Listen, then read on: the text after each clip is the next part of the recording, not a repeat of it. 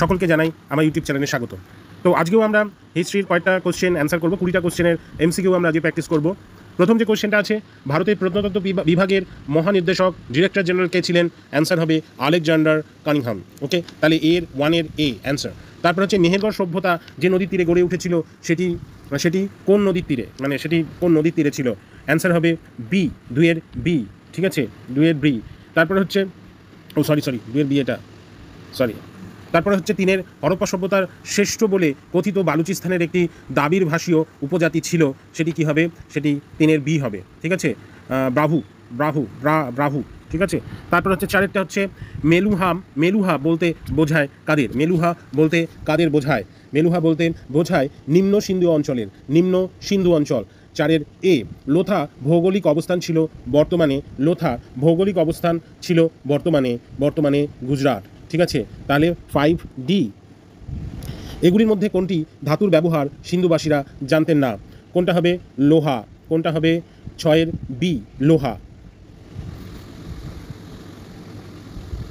তারপরে 7 নম্বর, হরপ্পার শিলমহলগুলি তৈরির প্রধান উপকরণ ছিল কি? চুনাপাথর, ব্রোঞ্জ, পোড়ামাটি, তামা।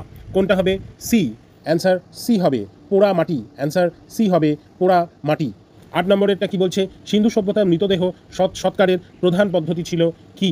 সিন্ধু সভ্যতার মৃতদেহ সৎকারের প্রধান পদ্ধতি ছিল কি? সমাধি।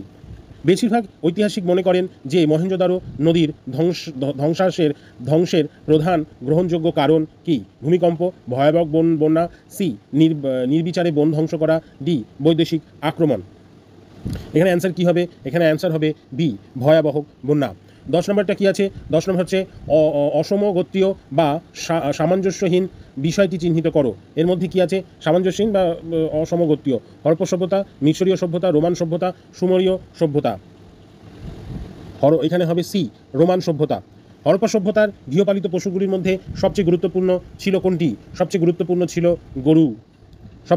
ছিল গরু। 12, হরপ্পা সভ্যতার সবচেয়ে বড় শিল্প ছিল কি? সবচেয়ে বড় শিল্প ছিল এ জাহাজ শিল্প, বি বয়ান শিল্প, সি ধাতু শিল্প, ডি মৃৎশিল্প। অ্যান্সার হবে মৃৎশিল্প। হরপ্পা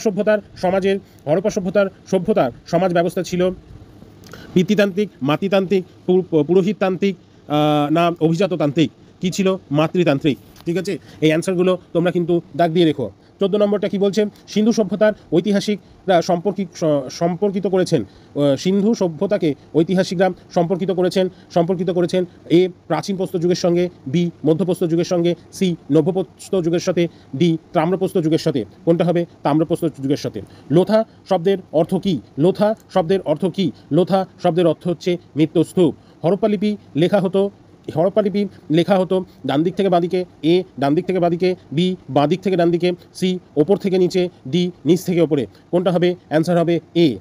17, বিমানান শব্দটি খুঁজে বার করো। কালীবঙ্গ, বানওয়ালি, লোলা বীরা, মেহেরগড়। এর মধ্যে কোনটা তোমার হচ্ছে মেলে না? সেটা হচ্ছে মেহেরগড়। ওকে, তারপরে আজকে আমরা যে 20টা কোশ্চেন করব, লাস্ট 3টে যে কোশ্চেন সেটা হচ্ছে 18 নম্বরের, ঋগ্বেদের উল্লেখিত নিচের 4টি নদীর মধ্যে কোনটি ভৌগোলিক অবস্থান আফগানিস্তানে নয়? কি আছে? এ কুম্ভা, বি গোমত্রী, সি হচ্ছে সরজু, ডি হচ্ছে কুর্মু। কোনটা হবে? সি সরজু। 19 নম্বরটা কি বলছে? কোনটি ত্রয়ীর অন্তর্ভুক্ত নয়? ঋক, সাম, যজু, অথর্ব। কোনটা ত্রয়ীর মধ্যে নয়? সেটা হচ্ছে অথর্ব। ঋগ্বেদের মণ্ডল এর সংখ্যা কত? ঋগ্বেদের মণ্ডলের সংখ্যা 10টি। ধন্যবাদ সকলকে, ভালো করে পড়াশোনা করো।